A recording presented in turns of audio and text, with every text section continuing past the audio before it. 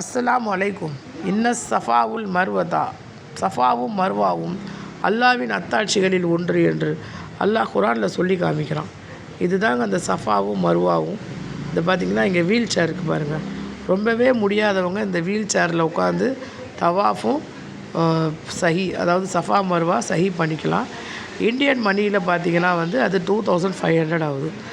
ஒரு எவ்வளோ பெரிய பணக்காரராக இருந்தாலும் உலகத்தில் எல்லாமே எல்லா இடத்தையும் சுற்றி பார்த்துட்டு அங்கே இருக்கிற மனுஷங்களை சந்திக்கிறது சாத்தியம் இல்லாத காரியம்.